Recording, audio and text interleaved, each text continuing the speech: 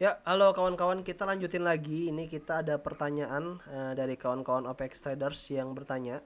Jadi ada nomor satu itu ada Ian Noek, Bang review BRMS sama Doit dong. BRMS udah ya kita pernah bahas di hari-hari sebelumnya. BRMS udah cuan ya.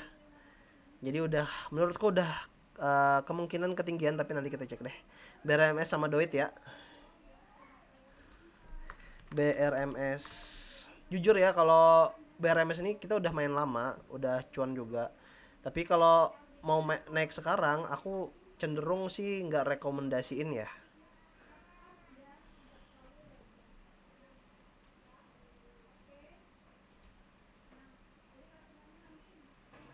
Tuh, dia udah tinggi banget cuy.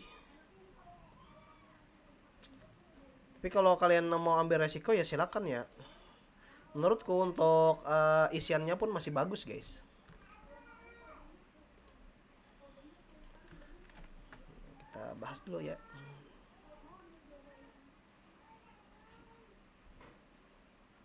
Nah, untuk isiannya tuh JP guys yang selalu ngehandle bareng guys. Jadi JP pemain utamanya dia, terus yang lain ini ngikut-ngikut aja guys. Nah, kelihatan ya BB, PD, BK, RX. Tapi menurutku ini udah tinggi banget sih. Kecuali kalian ikut dari bawah kayak aku ya.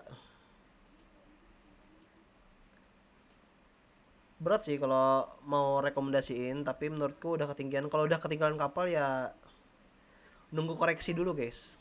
Nunggu ini koreksi beberapa hari, nah baru kita tanya lagi apakah worth it untuk ikut seperti itu ya.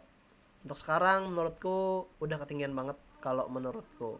Tapi kalau menurut yang lain FOMO sama Konglo dan lain-lainnya silakan mau ikut aja. Kalau percaya sama Konglo ya. Kalau aku sendiri percayanya sama tesisku sendiri, analisis aku sendiri guys. Seperti itu ya. Kita lanjut Doit ya. Doit aku nggak pernah masuk ya ke area sini. Kenapa ya? Doit. Oh iya, udah ke bawah banget ya. Oke. Doit laporan kuarternya jelek banget. Oke, itu udah jelas ya. Terus belum ada pertumbuhan signifikan untuk laporan kuarternya. Nah, terus ini ada posisi rebound ya, guys. Reboundnya itu tapi tidak diiringi dengan bentar. Reboundnya itu nggak diiringi dengan frekuensi, guys.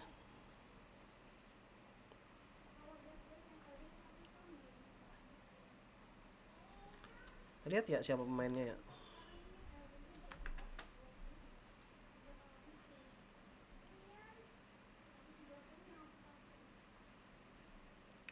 Oke. Yang kepala pemainnya itu CC guys, bagus ini kalau CC. Jadi CC yang nahanin barangnya untuk nggak jatuh. Terus AO juga ikutan. Kita lihat dulu ya. Siapa tahu salah datanya. Oh PD. Ya. PD CC pemain utamanya. Kita lihat juga di sini deh. Biasanya nggak valid di situ guys. Nah di sini kelihatan. PD YP ya guys. CC mana CC? Berarti CC ini kecenderungan pemain baru dia. Oke. Jadi CC baru masuk di area sini. Jadi PD yang nge-hold barangnya, dia hold dari area sini guys. Dia nyangkut di area sini. Nah, sangkutnya PD di area sini, tapi CC masuk di area sini ya. CC masuk di area sini nih. Nah, gimana skenario nya kalau melihat dari keadaannya itu nyangkuters guys. Nyangkuters ini akan ada benturan dari kepentingannya guys. Jadi kemungkinan akan diangkat nih. Kalau untung-untung dia bisa tembus si garis ini ya, tembus dari resistennya, berarti diangkat ke atas. Tapi kalau cenderung di area MA 200-nya ini cenderung ada tekanan jual yang lebih besar, kalian bisa lihat ya untuk garis-garisnya ini dari MA 200-nya, sorry. Dari si garis merah, garis biru, ini lokal, ini foreign. Kalian bisa lihat ya, ini kan posisinya baru naik ya di area sini. Jadi dia rebound ketika di area sini biasanya yang di atas ini nyangkut si PD kan, PD nyangkut di area sini itu akan ada cenderung tekanan jualan guys. Tapi itu sekali lagi ya sifat manusia, aku nggak tahu ya. Kita hanya memperkirakan, kita hanya memprediksi aja Kita hanya berspekulasi aja. Jadi ada tekanan jual ketika naik di area sini. Kalau menurutku kalau sudah ada tekanan jual besar, kalau si Cece nggak bisa nahan barangnya, cenderung ini kan PD lebih tinggi nih daripada Cece. Cece kan baru main nih. Kalau Cece nggak bisa nahan, kemungkinan akan jebol lebih bawah lagi guys. Target bawahnya kan di sini guys. Nih, lebih rendah daripada ini yakin karena ini kan laporan kuartalnya lebih rendah daripada tahun ini kan. Jadi ya ini targetnya ke bawah nih guys. Targetnya Doit menuju ke bawah kecuali ada skenario terbaru dari CC. CC misalnya ngambil barangnya PD dengan PD. CC nih nge-sweep ke atas, CC yang paling atas paling besar, baru PD sudah buangan ke CC dah. Berarti selamat bakalan diangkat naik. Tapi kelihatannya dari sini pasti ada tekanan jual guys. Pemainnya CC di bawah sini kalian bisa lihat ya ketika akumulasi CC baru dinaikin, itu pertanda di bawah sini tidak ada tekanan guys.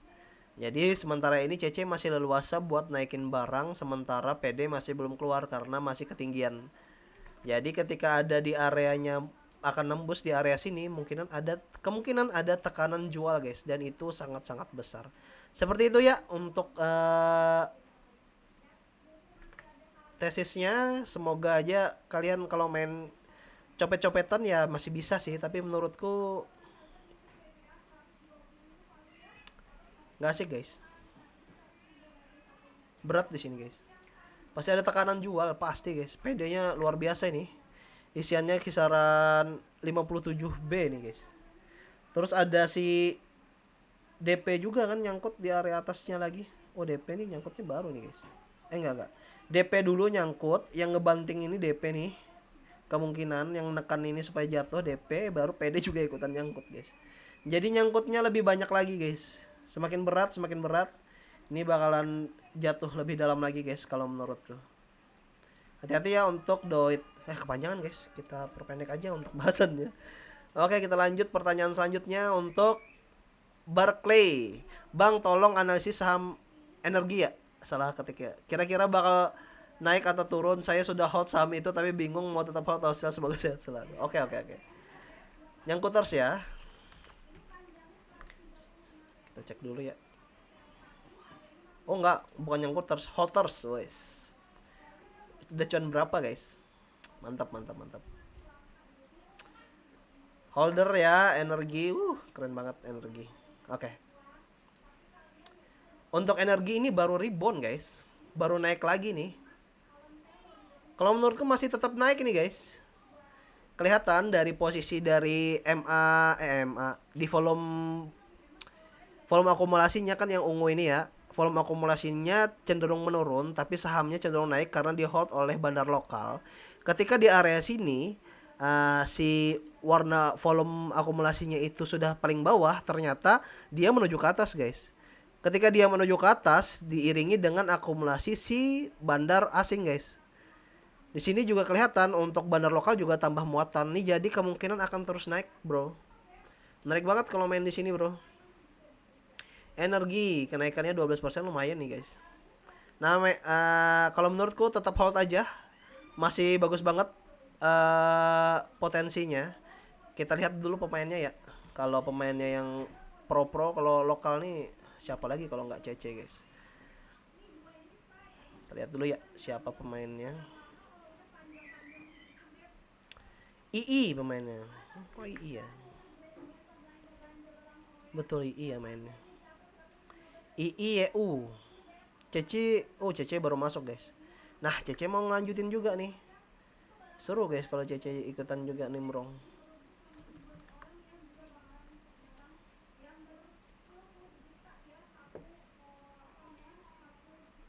Oke. Jadi yang ngebuang barang itu CC ya dari awal. Sekarang itu dinaikin oleh AII. Terus AK untuk ngeholdnya BK cenderung buangan kecil. Terus JP VJ kita hapusin dulu biar kelihatan. Nah, kelihatannya dari polanya itu II yang nguasain barangnya ya. Ketika di sini ada bantingan itu bukan II yang ngebanting, tapi si BK yang ngebanting dalam, terus II naikin lagi barangnya. Nah ini II-nya PD guys. II ini siapa sih? Kita cek dulu ya. Masih bagus guys kalau ngehold.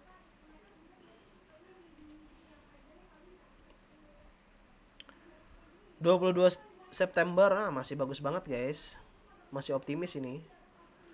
YU ya, nah YU juga besar kan di area sini kelihatan ya. Sini holdernya YU juga, II bandar yang paling besar. YU ini berarti insidernya guys, yang punya kepentingan untuk YU. Jadi karena YU-nya masih belum ada buangan, berarti ini masih terus diangkat naik guys. Menarik banget ini. Bagus nih Guru. Nah mainnya jelas ya. Kalau mau main scalping ini kan holder ya, holder udah cuan dong. Terus aja nih masih masih mantap bro. Kalau pertumbuhan kuartalnya masih bagus, berarti masih tetap optimis aja. Tidak perlu ragu ya. Terus holdernya juga bagus banget, potensinya masih bagus banget. Baru breakout kan. Nah, dari breakout nih dari bawah nih turun ke bawah untuk akumulasi untuk volume akumulasinya terus diangkat baru sedikit nih guys. Masih aman banget, masih long term ini, masih jangka panjang banget. Nah, untuk mainnya juga kalau mau main scalping di area sini aku masukin juga sih. Masukin dulu nggak sih? Oh, sudah ya. Udah. Nah, di area sini kalian bisa lihat ya, ketika si frekuensinya atau ombaknya tinggi, besoknya dinaikin guys. Naiknya 5%, 7% lumayan ya. Nah, di sini ada frekuensi tinggi, besoknya dinaikin. Nah, asik. Kenapa? Kalau lagi uptrend itu nggak ada minus guys. Jadi kalau ada frekuensi tinggi ikut aja bodo amat, nggak bakal dibanting juga kan. Ini enak nih kalau main di sini. Frekuensi tinggi terus diangkat tinggi ya. Nah, kalau mau main swing-swing sini enak, guys. Di sini ada frekuensi tinggi diangkat, di sini juga ada frekuensi tinggi walaupun dibanding sedikit diangkat lagi. Oke ya, enak ya. Ini salah satu saham enak nih. Oke, menarik banget. Ini kemungkinan agak ada setway beberapa 1 minggu ke depan nih, guys. Ini dari sini kan setway nih. Nunggu si frekuensi baru lagi. Seperti itu. Menarik. Long term masih oke nih, guys. Energi ya. Tuh dia baru naik kecil kan. Targetnya itu adalah balik ke harga awal guys. Target di sini. Kita bikin target ya. Biar lu bisa jaga-jaga aja sih. Jadi kepanjangan lagi kan kontennya. Energi.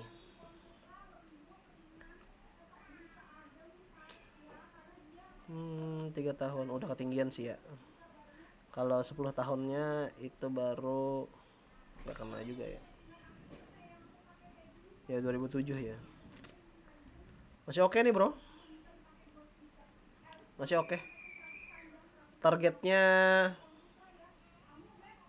area sini nih. Nih. Bentar lagi mungkin ya. Atau di area sini.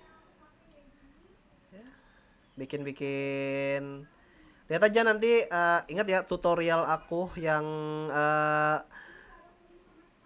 indikator-indikatornya nanti mungkin ya. Polanya ini kalau menurut aku itu ngikutin si bandar lokal bro. Bandar lokal kan si II tadi ya.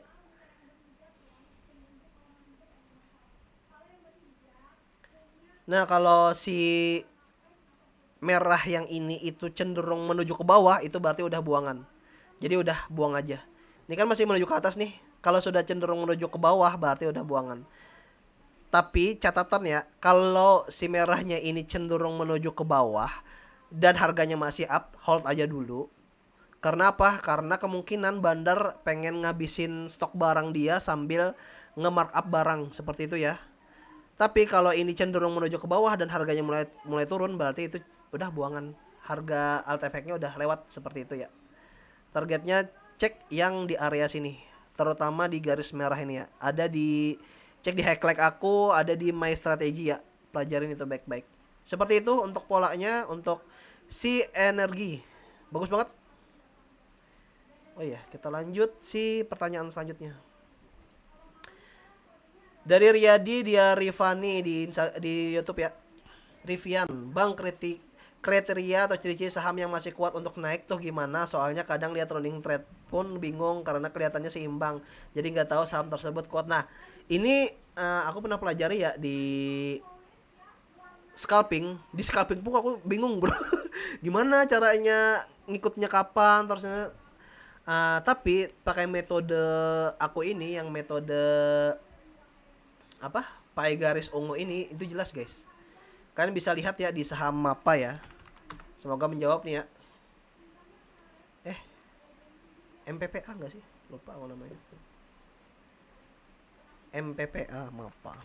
Itu studio. Oke.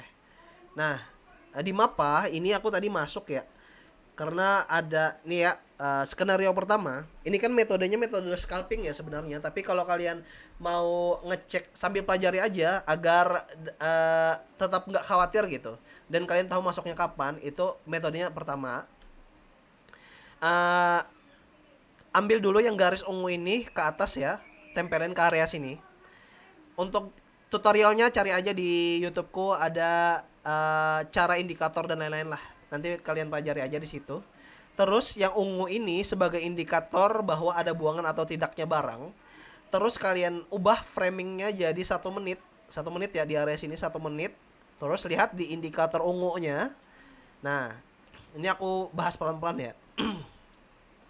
Jadi kan ketika kenaikan barang itu biasanya diiringi dengan volume atau transaksi yang besar, betul? Betul. Ketika ada volume transaksi besar, kalian melihat ada angka misalnya orang pembelian 5.000, 6.000, tapi diiringi dengan frekuensi yang ngeplus, guys. Kalian bisa lihat di sini ya. Nah, misalnya kita cari running trade. Nah, kan kalian bisa lihat sini ya. Biasanya ada 2.000, 5.000. Itu kan biasanya kalau mata kita nggak jeli, itu bisa keliangan, bro. Lihat selnya, ini sel atau kalau nggak biasa ya. Aku sendiri masih keliangan, guys, melihat itu. Biasanya aku filter jadi yang angka besar-besar aja. Tapi sebenarnya kalian bisa lihat di area sini, guys. Nah, sebenarnya setiap kali transaksi itu ngeplus, itu ketika opening market itu biasanya transaksi dari buy frekuensinya itu sama sell frekuensinya itu lebih besar, guys. Kayak MPPA ya. Nah, kayak MPPA coba lihat lihat. Buy frekuensinya itu lebih besar, bro, di area sini. Sell frekuensinya lebih besar. Apalagi ketika open tadi itu selisihnya antara 10.000 sampai 50 transaksi jual. Jadi di situ market menandakan bahwa bandar itu optimis banget, guys. Terus ketika transaksinya itu lebih dari 27.000 aku lihat di hari ini tadi. 27.000, 30.000, 20.000, 17.000. Wah, itu udah bagus banget marketnya. Nah, ketika hal itu terjadi, bro, ketika hal itu terjadi, itu anggap checkpoint. Jadi misalnya kan ketika di sini kan naik nih 3% misalnya lo. Pas 3% ini ada yang akumulasi atau ngambil barang 27.000 ikut. Karena apa? Karena itu sebagai penanda bahwa yang ngenaikin barang itu lagi ambil barang besar-besaran. Yang terpenting itu cek apakah dia HK atau buang barang ya. Kalau buang barang jangan ikutan, bro. Kalau dia HK ikut. Karena itu checkpointnya. Itu pertanda kalau metode scalping itu pertandanya bahwa bandar lagi markup, bandar lagi ngumpulin stok barang buat naikin, ngumpulin stok barang buat markup harga gitu. Jadi di sini misalnya kan dapat 27.000, terus di area sini ada buangan, santuy aja, nggak perlu khawatir. Kalau buangannya itu tidak ada yang lebih dari 27.000 tadi, berarti aman. Pun misalnya dibanting pas saat 27.000, besok tetap diangkat, bro. Jadi seperti itu ya. Itu metode pertama dari bid offer yang tebal. Misalnya kan tadi 20.000, 15.000. Tapi kalau dia cuma 5.000 markupnya 6.000, terus ada buangan juga 5.000, 6.000, ya udah itu hati-hati dulu, jangan ikutan dulu. Nah, itu skenario pertama. Skenario kedua adalah ketika dia set way, bro. Kita lihat lagi ya untuk pola set way-nya. Tadi udah jelas ya untuk metode ketika ada bid offer besar ya. Nah, ketika set way, ini kalian bisa lihat ya. Ini kan ketika barang dinaikin, ini cenderung yang ungu ini ikut naik kan? Kelihatan ya? Ikut naik. Ketika dia naik, kan kalian bisa sambil mantau ya. Ini tetap di 1 menit di market open tetap kelihatan, bro. Jadi ketika dia naik di area sini, ada set way kan? Biasanya kita agak-agak keringetan di area ini, dibanting nih. Tapi kalian lihat aja si ungunya ini. Kalau cenderung ungunya ini tidak di bawah daripada MA 200, berarti nggak ada bantingan, bro. Ini kan masih naik nih. Ketika di sini dibanting oleh harganya, tapi yang ungu ini masih di atas, berarti bandar masih ngejagain walaupun dia nggak nambah barang. Jadi bandar istirahat dulu di area sini. Nah, ketika di area sini istirahat, kalian sambil pantau aja si ungunya ini. Kalau ungunya ini tetap stay di atas atau cenderung naik ke atas, kalian ikut. Itu metodenya. Karena apa? Karena di sini ada yang ngenahanin barang dan selalu nginjek bitnya supaya selalu tebal. Jadi ketika ada banting, ada yang nambahin barang lagi. Ada yang banting, nambahin barang lagi. Itu pertanda bahwa bandar lagi ikut akumulasi dari bitnya gitu. Terus di area sini, kalian bisa lihat ya, di area sini itu ada kenaikan barang. Nah, ketika kenaikan barang, kalian bisa lihat yang ungu juga ikut naik. Itu pertanda bahwa pemain besar itu masih ikut di dalamnya seperti itu, bro. Kelihatan ya per detiknya. Pun kalau kalian di area sini kan baru naik nih. Telat-telat di area sini nggak apa-apa, bro. Masih aman. Kalau menurutku sudah 3% itu lanjut dia nembus ke 5%, itu aku bakal ikut, tapi ini baru 1 sorry.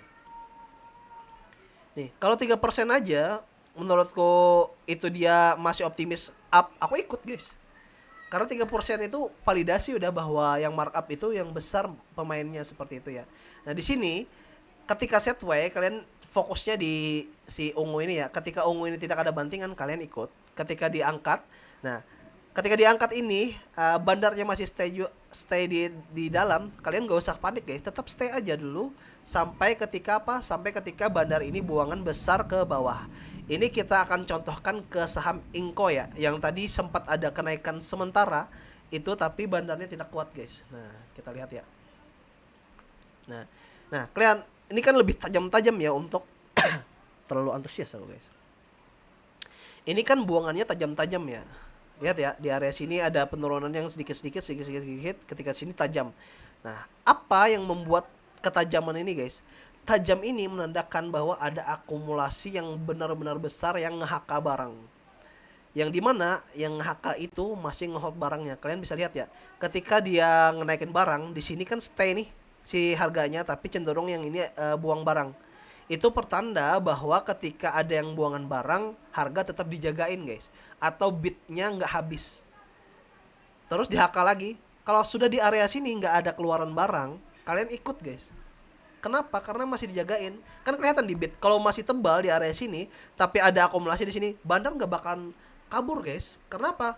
Sia-sia dong dia sudah ngambil barang di area sini, tapi nggak ada yang ngambil barang dia, kan percuma. Jadi pilihan si bandar ya tinggal nge-markup lagi barangnya sampai barangnya dimakan orang lain. Ketika di area sini nggak ada yang makan, bandar akan markup lagi di area sini. Kalau cenderung di sini nggak ada buangan, di area sini kan setway nih beberapa menit, mungkin sampai 10-20 menit di area sini, ambil lagi, guys. Ambil lagi di area sini. Ketika diangkat, nah di sini polanya. Ketika diangkat dan kelihatan ya ungu ini cenderung buangan, kalian masih ada waktu, spare waktu nih. Buangan di area sini, buang juga. Masih ada standby waktu kalian. Ya. 8 menit, bro. 8 menit ketika bandar buangan, kalian masih ada waktu untuk buang barang. Jadi fokusnya lihat di ungu ini aja ya. Ketika ungu ini sudah buangan atau volume breaknya sudah besar, udah kalian out. Ketika di sini kan kelihatan tuh ada, walaupun ditahan di area sini ya. Ketika di area sini dinaikin lagi, dan naikin lagi. Seperti itu ya. Kalau kalian buang di area sini, kalian udah cuan, bro. Udah cuan. Lihat nih. Di area sini kalian sudah ketinggian nih. Ini harga tertingginya dia dong. Perihal bandar mau naikin lagi ya silakan, kita ikut lagi seperti itu ya. Karena apa? Karena bandar itu selalu tahu kapan dia harus buang. Ketika dia buang barang besar, itu berarti harga tertingginya dia. Sisanya kenapa dia nggak habisin sampai bawah? Karena apa? Karena barangnya masih belum habis dan cenderung sahamnya masih stay. Itu biasanya bandar isian lagi di area, makanya dia isian lagi di area sini buat ngebuang barang. Besok kemungkinan bakal dinaikin sedikit lalu dibanting besar-besaran, guys. Itu metodenya bandar. Apakah itu dia berdosa? Enggak. Ya emang dia mau cari untung. Siapa siapa yang ikut di area sini ya itulah yang paling sial. Jadi seperti itu ya, kelihatannya polanya bandar sedang pengen buangan, tapi karena barangnya belum habis, dia markup lagi agar bisa buangan lebih besar seperti itu ya. Jelas ya kemungkinan untuk metode yang ungu ini, untuk cara metode yang ungu ini ya kalian bisa lihat di konten sebelumnya yang indicators ya, atau di Instagram aku itu ada di my strategi ya. Kelihatan lihat aja nanti di indicators. Ya seperti itu, semoga menjawab pertanyaannya. Udah ya, udah habis ya. 3 pertanyaan dan semoga jelas dan semoga kawan-kawan bisa dapat ilmu juga tambahan baru dan terima kasih atas pertanyaannya. Itu akan sangat membantu konten kita update setiap hari. Oke, sampai jumpa guys. Bye bye.